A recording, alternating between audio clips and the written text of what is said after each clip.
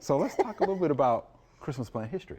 Okay, well, throughout the ages, Okay. you know, man has been fascinated with plants and have used flowers, herbs, and plants in so many different ways. And throughout that, they have become interwoven into our lives and have become symbols for our fears, our superstitions, our emotions, and even our expressions. So the legendary and religious and legendary symbolism of plants have been passed down through the ages, and we even use a lot of those today in accordance with their age-old symbolism, especially during our religious holidays. Okay. Yeah.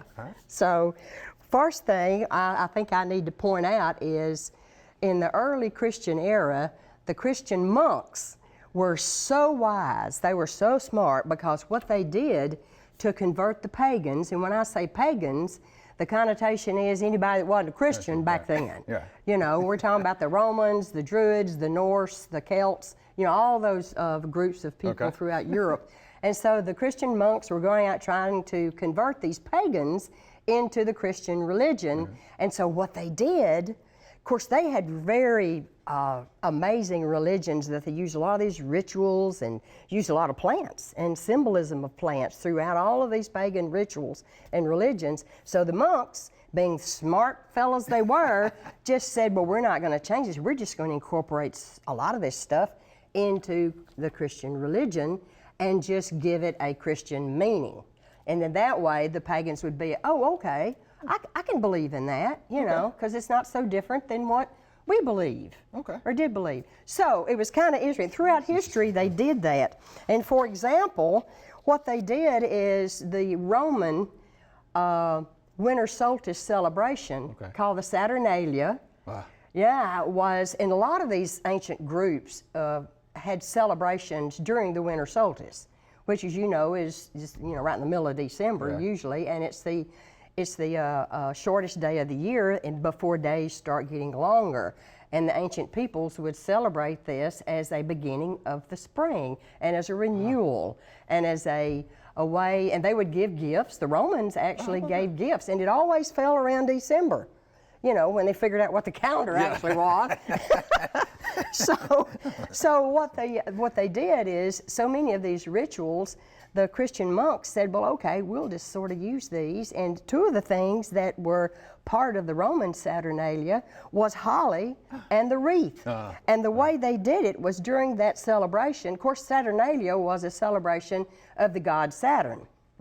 So they were like celebrating the harvest, celebrating, you know, the days getting longer and the becoming of spring, and they would have all this feasting and decorating of their homes.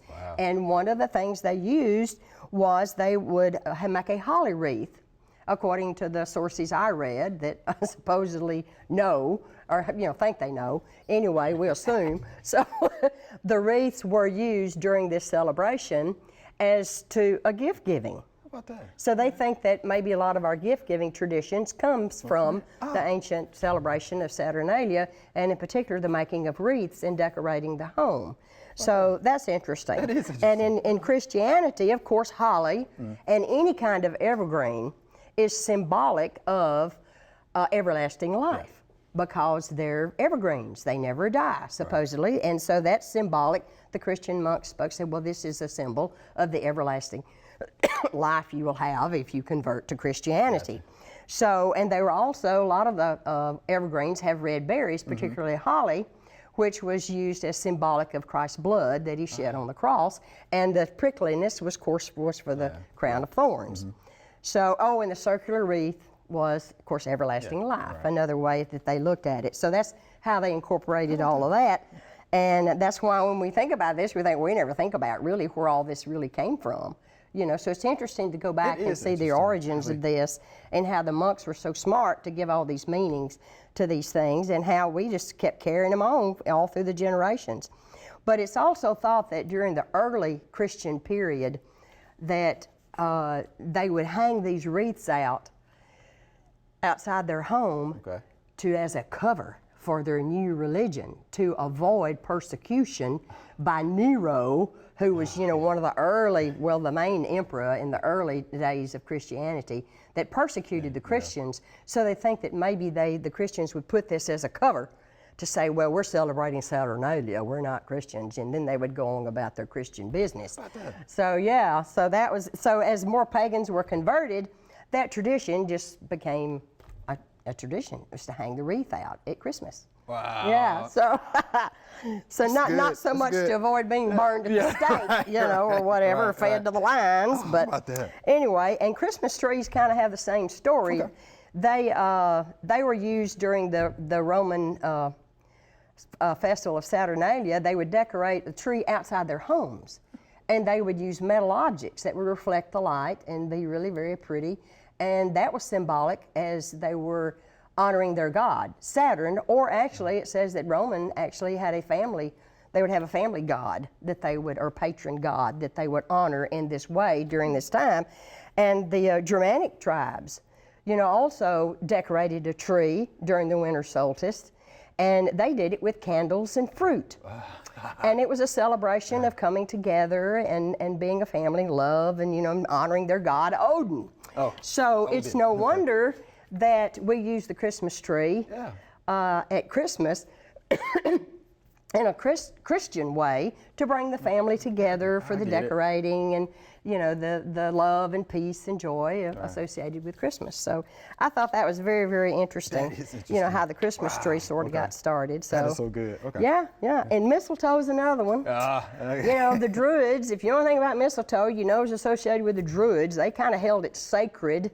And a lot of the other pagan religions did too. And when you know how weird that plant is, you can see how that was fascinating to them. Here you have this parasitic thing that just springs forth from nowhere on the branches of these oak trees or other deciduous trees. You cut it off, and it comes right back. So, of course, it was a symbol of everlasting kind of, you couldn't kill the stuff. So it was also a sacred plant for the Romans, for their god Saturn, and they would perform these fertility rites under the sprigs of mistletoe.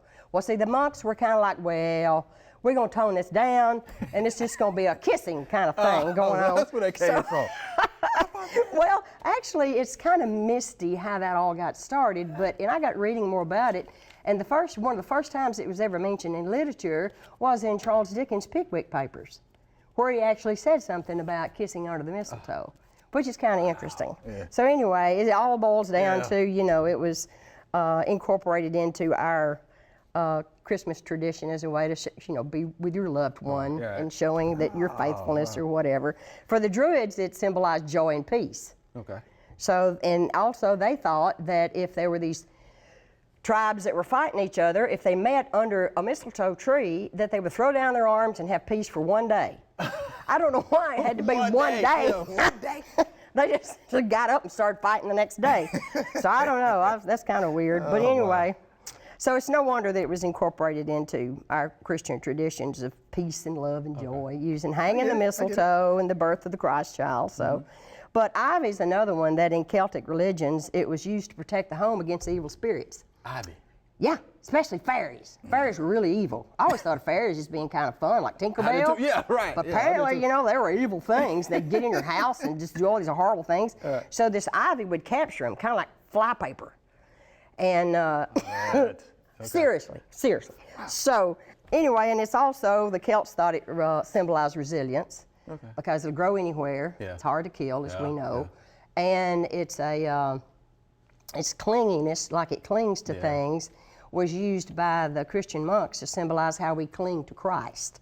To believe in Christ and cling to his teachings. So that's how, and ivy was used also by the Druids as it's kind of a fidelity thing and faithfulness and love. And so they use that. Is why we use ivy a lot in wedding, decorations and things, because it symbolizes clinging to husband and wife, that kind of stuff. So anyway, all that mushy stuff. So, let's move on now to some other interesting things. We use like rosemary, sage, and thyme in a lot of our holiday cooking, Love it. right? but I bet a lot of us don't know what they really symbolize in the language of plants. So I wanted to kind of talk a little bit about that. Okay. Who doesn't like sage in their Thanksgiving dressing, right? Or either Christmas dressing, whenever. You make dressing, you gotta have sage, right? Right.